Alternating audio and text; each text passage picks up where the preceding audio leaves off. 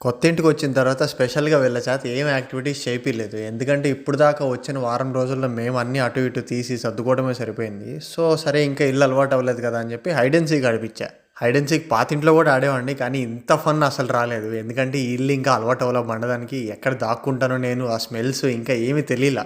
మీకు చూపించేది కొంచెమే చూపిస్తున్నా గానీ ఇక్కడ యూట్యూబ్‌లో. కానీ ఆల్రెడీ అప్పటికే 5-6 మినిట్స్ అయింది నేను ఆ కబోర్డ్‌లో దాక్కొని. ఫైనల్‌గా పొట్టిది రూమ్‌లోకి వచ్చి కనిపెట్టింది నన్ను. ఆ బొక్కలే కనిపెట్టాగా వాడే బయటకు వస్తాడని వెళ్ళిపోయింది. కోలా అలా కాదు. నన్ను కనిపెట్టిన తర్వాత ఇలా ఎగురుతా ఉంటది హ్యాపీనెస్‌తో ఇంకా నేను కనుక్కున్నాను అని చెప్పి. ఎందుకు నేను బయటకొచ్చి ట్రీట్ ఇస్తా కదా అందుకని. దానికి చాలా ఇష్టం ఇలా గేమ్ ఆడటం నాతో.